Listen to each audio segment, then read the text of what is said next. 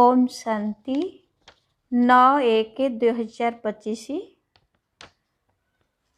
प्रातः मुरली बाप दादा मधुबन। मिठा बाबा और मिठा संतान मानक कहते मिठी बच्चे विकर्मर दंडरू मुक्ति पाइबा पई तुमको पुरुषार्थ करने को हेबो। एही अंतिम जन्म रे सबु हिसाब किताब चुक्त करी पवित्र हेबाकू पड़िबो। विकर्मर दंडरू मुक्ति पाइबा पई तुमको पुरुषार्थ करने को हेबो। एही अंतिम जन्म रे सबु हिसाब किताब चुक्त करी पवित्र हेबाकू पड़िबो। प्रश्न अछि धोखाबाज माया तुमर केउ प्रतिज्ञा को भांगिबा पई चेष्टा करुछि? धोखाबाज माया तुमर केउ प्रतिज्ञा को भांगिबा पई चेष्टा करुछि? उत्तर तुमे माने प्रतिज्ञा करिछ कौनसी भी देहधारी सहित मन लगाइबु नहीं। आत्मा कहूछि मु एकमात्र बाबा को ही मने पकाइबी, निजर देह को मध्य मने पकाइबी नहीं। बाबा आसी देह सहित सबुर संन्यास कराउछंती, किंतु माया एही प्रतिज्ञा को भंग कराई देउछि। देह प्रति आकर्षण आसी जाउछि। जेउ माने प्रतिज्ञा भंग करिथांती सेमानकु बहुत बड़ दंड भोग करिबाकू पड़िथाए। गीत अछि तुम्ही हो माता पिता तुम्ही हो। ओम शांति। सर्वोच्च भगवानकर महिमा मध्य करिछंती एवं ग्लानि मध्य करिछंती। वर्तमान सर्वोच्च पिता निजे आसी परिचय देउछंती। पुणी जेतेबेले रावण राज्य आरंभ हेउछि सेतेबेले निजर महानता मध्य देखाउछंती। भक्ति मार्ग रे भक्तिर ही राज्य चलुछि, सेथिपई रावण राज्य कुहा जाउछि। ताहा राम राज्य, एहा रावण राज्य। राम एवं रावणर ही तुलना करा जाइथाए। बाकी देहधारी बाबा कहिले बाकी देहधारी राम तो त्रेता जुगर राजा थिले, तांको पाई ए कथा कुहा जाउ नहीं। रावण अधाकल्पर राजा अटे। एपरी नुहे जे राम मध्य अधाकल्पर राजा हेउछंती ना। ए सबु विस्तार रे बुझीबार कथा। बाकी ए कथा बुझीबा तो बहुत सहज। आमे समस्ते भाई भाई अटु। आम समस्तंकर पिता एकमात्र निराकार अटंती। बाबा जानिछंती वर्तमान मोर संतान। बाबा जानिछंती वर्तमान मोर समस्त संतान रावणर जेल रे अछंती। काम चितारे जड़ी समस्ते कला होई जाइछंती। ए कथा बाबा जानिछंती। आत्मा रे ही समस्त ज्ञान रहिछि ना। एहा मध्यरु सबुठारु अधिक महत्व देबाकू हुए आत्मा ओ परमात्मा को जानिबा। एते छोट आत्मा रे केते पाठ निर्धार्य होई रहिछि। जेउ पाठ आत्मा करी चलिछि। देह अभिमान रे आसी पाठ बजाइले स्वधर्म को भूली जाउछंती। सेथिपाई एबे बाबा आसी आत्म अभिमानी कराउछंती। काहेकि ना आत्मा ही स्वयं कहूछि जे मु पवित्र हेबी। तेणु बाबा कहउछंती मोती मने पकाओ। आत्मा डाकुछि हे परम पिता, हे पतित पावन। आमे आत्मा माने पतित होई जाइछु। तेणु एही धरापृष्ठ को आसी आमको पवित्र कर। संस्कार तो सब आत्मा रे रहिछि ना। आत्मा सीधा सड़क कहूछि जे मु पतित होई जाइछि। विकारी आत्मा को ही पतित बोली कहा जाए। पतित मनुष्य पवित्र निर्विकारी देवता मानक आगरे जाई मंदिर रे तांकर महिमा गान करिथांती। बाबा बुझाउछंती पिला माने तुमे ही पूज्य देवता थिल। 84 जन्म नेई नेई तळकु निश्चिंत उल्हाइबाकू पड़िबो। एहा पतितरु पावन, पावनरु पतित हेबार खेल अटे। बाबा कहिले एहा हेउछि पतितरु पावन, पावनरु पतित हेबार खेल अटे। समस्त ज्ञान आसी बाबा खूब कम समय रे बुझाउछंती। वर्तमान समस्तंकर अंतिम जन्म। समस्तंकु हिसाब किताब चुक्त करी घर को जीवाकू हेबो। ବାବା ସାକ୍ଷାତକାର କରାଉଛନ୍ତି ପତିତମାନଙ୍କୁ ନିଜର ବିକର୍ମର ଦଣ୍ଡ ନିଶ୍ଚିନ୍ତ ଭୋଗ କରିବାକୁ ପଡ଼ିଥାଏ। ଅନ୍ତିମ ବିନାଶ ସମୟରେ କେଉଁଠି ନା କେଉଁଠି ମନୁଷ୍ୟ ଶରୀରରେ ଜନ୍ମ ନେଇ ଦଣ୍ଡ ଭୋଗ କରିବାକୁ ପଡ଼ିଥାଏ। ମନୁଷ୍ୟ ଶରୀର ଦ୍ୱାରା ହିଁ ଦଣ୍ଡ ଭୋଗ କରିବ। ସେଥିପାଇଁ ଶରୀର ନିଶ୍ଚିନ୍ତ ଧାରଣ କରିବାକୁ ପଡ଼ିବ। ଆତ୍ମା ଅନୁଭବ କରିଥାଏ କି ମୁଁ ଦଣ୍ଡ ଭୋଗ କରୁଛି। ଯେପରି କାଶୀ କଲବଟ, କାଶୀ ବିଶ୍ୱନାଥଙ୍କ ମନ୍ଦିର ନିକଟରେ ଥିବା ଗୋଟିଏ କୂଅ, ଯେଉଁଠି ଶିବଲିଙ୍ଗ ଉପରେ ଥିବା ଶାଣିତ ଖଡ଼ଗ ଉପରକୁ ଡେଇଁ ପାପଚୁକ୍ତ କରିଥାନ୍ତି। ଖାଇବା ସମୟରେ ଦଣ୍ଡ ଭୋଗିଥାନ୍ତି। କହିଥାନ୍ତି ପାପର ସାକ୍ଷାତକାର ହୁଏ। ସେଥିପାଇଁ ତ କହିଥାନ୍ତି କ୍ଷମା କର ଭଗବାନ, ଆମେ ଆଉ ଏଭଳି କରିବୁ ନାହିଁ। ସାକ୍ଷାତକାର ହିଁ କ୍ଷମା ମାଗିଥାନ୍ତି, ଅନୁଭବ କରିଥାନ୍ତି ଓ ଦୁଃଖ ଭୋଗ କରିଥାନ୍ତି। ସବୁଠାରୁ ଅଧିକ ମହତ୍ତ୍ୱ ହେଲା ଆତ୍ମା ଏବଂ ପରମାତ୍ମାଙ୍କର। ଆତ୍ମା ହିଁ 84 ଜନ୍ମର ଅଭିନୟ କରୁଛି। ତେଣୁ ଆତ୍ମା ସବୁଠାରୁ ଶକ୍ତିଶାଳୀ ହେଲା ନା। ସାରା ଡ୍ରାମାରେ ଆତ୍ମା ଏବଂ ପରମାତ୍ମାଙ୍କର ମହତ୍ତ୍ୱ ରହିଛି, ଯାହାକୁ ଆଉ କେହି ମଧ୍ୟ ଜାଣିନାହାନ୍ତି। ମନୁଷ୍ୟ ଆତ୍ମା ଏବଂ ପରମାତ୍ମାଙ୍କ ସମ୍ବନ୍ଧରେ କେହି ଜଣେ ମଧ୍ୟ ଜାଣିନାହାନ୍ତି। ଏହା ମଧ୍ୟ ଡ୍ରାମାରେ ଅଛି। ତୁମେ ପିଲାମାନେ ମଧ୍ୟ ଜାଣିଛ ଯେ ଏହା କୌଣସି ନୂଆ କଥା ନୁହେଁ। କଳ୍ପ ପୂର୍ବରୁ ମଧ୍ୟ ଏପରି ହୋଇଥିଲା। ଏ କଥା ମଧ୍ୟ କହୁଛନ୍ତି ଜ୍ଞାନ, ଭକ୍ତି, ବୈରାଗ୍ୟ, କିନ୍ତୁ ଅର୍ଥ ବୁଝୁନାହାନ୍ତି। ବ୍ରହ୍ମା ବାବା ବହୁତ ସାଧୁମାନଙ୍କର ସଙ୍ଗ କରିଛନ୍ତି। ସାଧୁମାନେ କେବଳ ଈଶ୍ୱରଙ୍କର ନାମ ନେଇଥାନ୍ତି। ବର୍ତ୍ତମାନ ତୁମେମାନେ ଭଲ ଭାବରେ ଜାଣିଛ ଯେ ଆମେ ପୁରୁଣା ଦୁନିଆରୁ ନୂଆ ଦୁନିଆକୁ ଯାଉଛୁ। ତେଣୁ ପୁରୁଣା ଦୁନିଆରୁ ବୈରାଗ୍ୟ ନିଶ୍ଚିନ୍ତ କରିବାକୁ ପଡ଼ିବ। ଏହି ପୁରୁଣା ଦୁନିଆ ସହିତ କାହିଁକି ମନ ଲଗାଇବା? ତୁମେ ପ୍ରତିଜ୍ଞା କରିଛ କୌଣସି ଦେହଧାରୀ ସହ ମନ ଲଗାଇବୁ ନାହିଁ। ଆତ୍ମା କହୁଛି ମୁଁ ଏକମାତ୍ର ବାବାଙ୍କୁ ହିଁ ୟାଦ କରିବି। ନିଜର ଦେହକୁ ମଧ୍ୟ ମନେ ପକାଇବି ନାହିଁ। ବାବା ଦେହ ସହିତ ସବୁ ଜିନିଷର ସନ୍ନ୍ୟାସ କରାଉଛନ୍ତି। ପୁଣି ଅନ୍ୟମାନଙ୍କ ଦେହ ସହିତ ମୁଁ କାହିଁକି ମୋହ ରଖିବି? କାହା ସହିତ ମୋହ ରଖିଲେ ତାଙ୍କ କଥା ମନେ ପଡ଼ିବ, ପୁଣି ଈଶ୍ୱରଙ୍କ କଥା ମନେ ପଡ଼ିବ ନାହିଁ। ପ୍ରତିଜ୍ଞା ଭାଙ୍ଗିଲେ ବହୁତ ଦଣ୍ଡ ଭୋଗ କରିବାକୁ ପଡ଼ିବ। ପଦ ମଧ୍ୟ ଭ୍ରଷ୍ଟ ହୋଇଯିବ।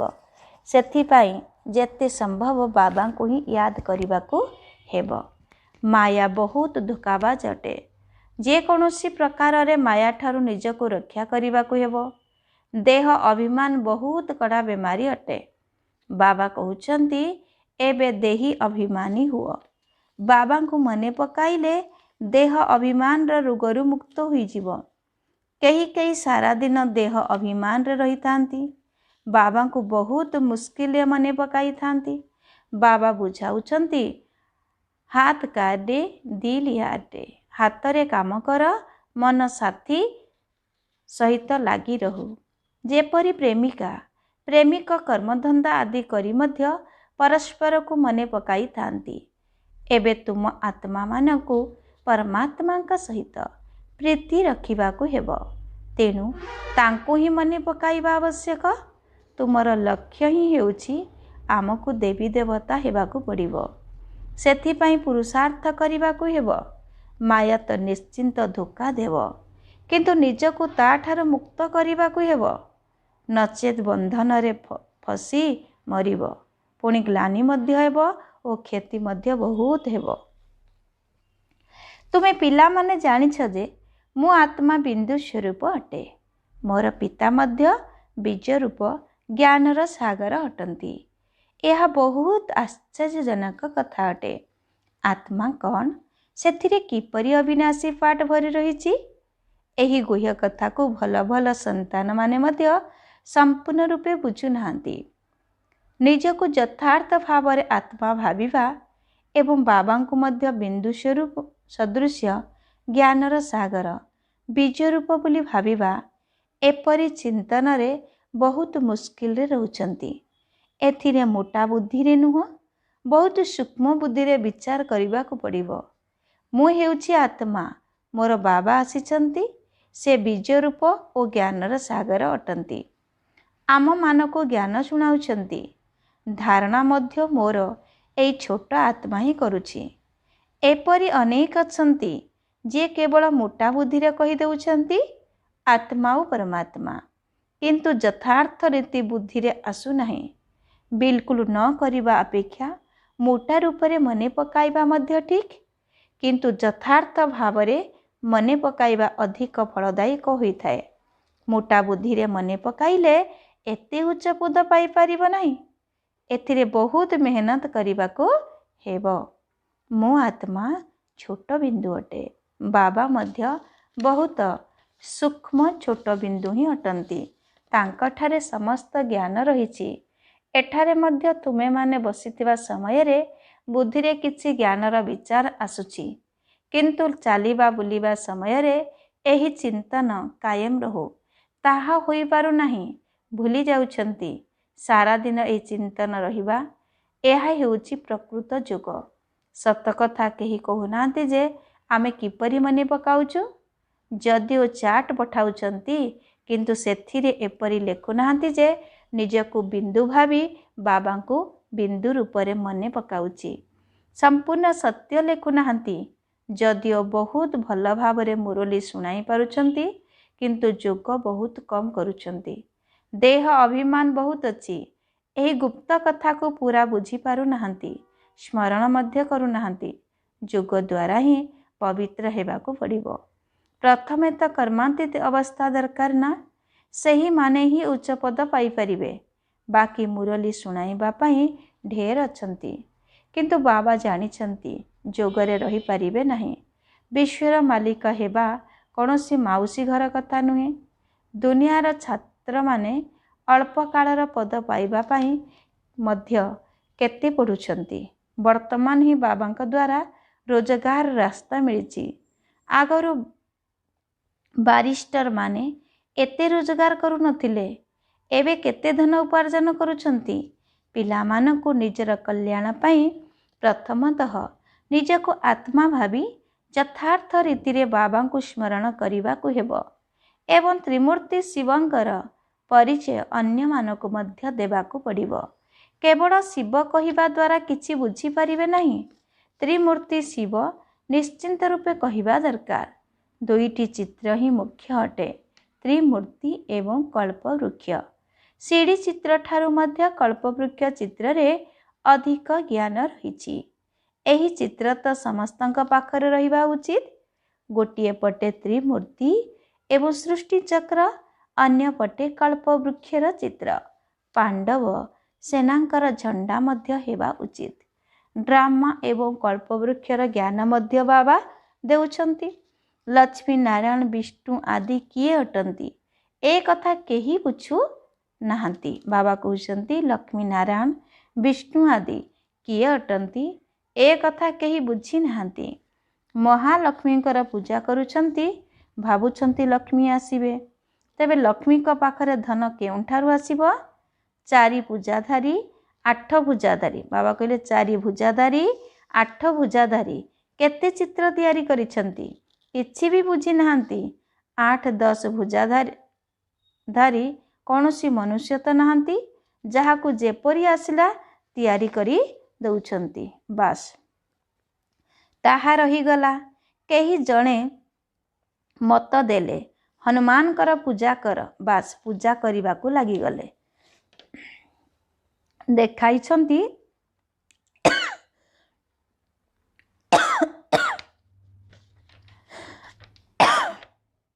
देखाइछंती हनुमान संजीवनी, देखाइछंती हनुमान संजीवनी बूटी नहीं आसीथिले। एहार अर्थ को मध्य तुमे माने ही जानिछ। संजीवनी बूटी तो हेउछि मनमना भव। विचार करा जाउछि जे मनुष्य ब्राह्मण न होइछे, बाबांकर परिचय न मिलिछि से पर्यंत बाबा को विचार करा जाउछि जे पर्यंत ब्राह्मण न होइछ बाबांकर परिचय न मिली से पर्यंत वर्थ नॉट ए पेनी अर्थात पाई पैसा कर मध्य मूल्य नहीं। पद पाई मनुष्य मानकर केते अभिमान रही सेमानकु तो बुझाइबा बहुत मुश्किल।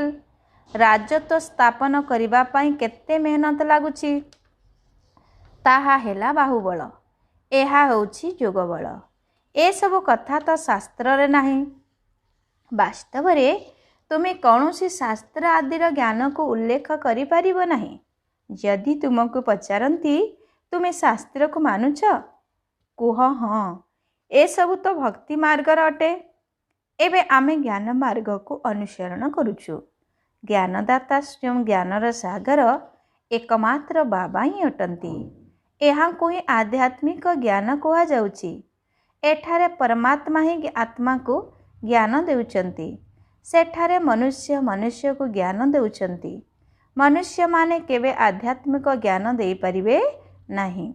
ज्ञानर सागर पतित पावन मुक्तिदाता सद्गति दाता एकमात्र बाबा ही अटंती। बाबा बुझाउछंती एही भଳି कर।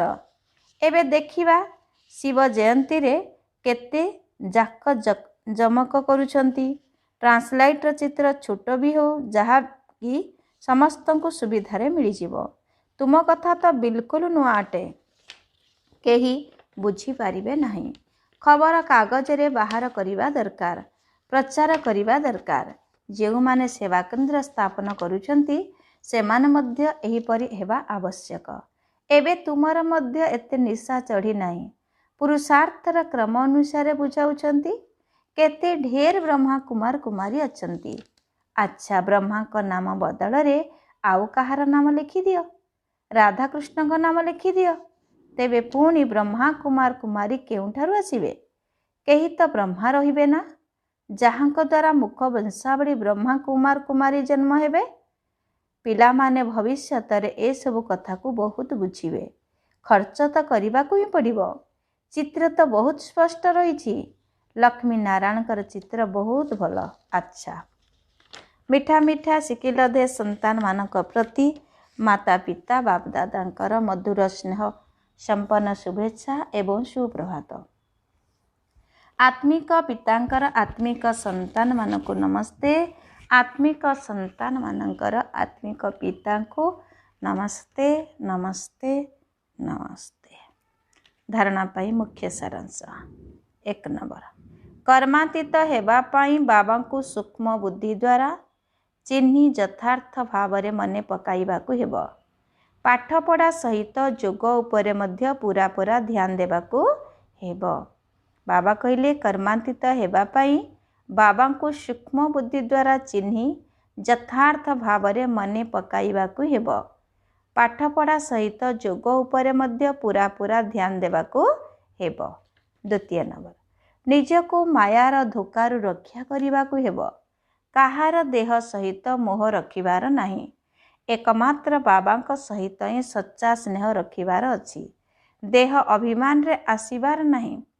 वरदान आज अछि ब्रह्म मुहूर्त समय रे वरदान नेउथिबा एवं दान देउथिबा बाबांक समान वरदानी महादानी भव। ब्रह्म मुहूर्त समय रे वरदान नेउथिबा एवं दान देउथिबा बाबांक समान वरदानी महादानी भव। विस्तार ब्रह्म मुहूर्त समय रे ब्रह्मलोक निवासी बाबा ज्ञान सूर्य स्वरूप रे आलोक एवं शक्तिर किरण पिला मानको विशेष वरदान रूप रे देइथांती। एहा सहित ब्रह्मा बाबा भाग्य विधाता रूप रे भाग्य रूपी अमृत बांटी थांती। केवल तुम मानकर बुद्धि रूपी कलश अमृत धारण करिबा योग्य हेबा दरकार। जदि कौनसी प्रकारर विघ्न बा बाधा नथिबो तेबे सारा दिन पाई श्रेष्ठ स्थितिर बा श्रेष्ठ कर्मर मुहूर्त बाहर करि परिबो। बाबा कहउचंती जदि कौनसी प्रकारर विघ्न बा बाधा नथिबो तेबे सारा दिन पाई श्रेष्ठ स्थितिर बा श्रेष्ठ कर्मर मुहूर्त बाहर करि परिबो। काहेकि ना अमृत बेलार वातावरण ही मनोवृत्ति को बदले दे परिबो। ସେଥିପାଇଁ ସେହି ସମୟରେ ବରଦାନ ନେବା ସହିତ ଅନ୍ୟମାନଙ୍କୁ ମଧ୍ୟ ଦାନ ଦିଅ। ବରଦାନୀ ଏବଂ ମହାଦାନୀ ହୁଅ। ସ୍ଲୋଗାନ। କ୍ରୋଧୀ ଆତ୍ମାର କାମ ହେଲା କ୍ରୋଧ କରିବା ଏବଂ ତୁମର କାମ ହେଲା ସ୍ନେହ ଦେବା। କ୍ରୋଧୀ ଆତ୍ମାର କାମ ହେଲା କ୍ରୋଧ କରିବା ଏବଂ ତୁମର କାମ ହେଲା ସ୍ନେହ ଦେବା।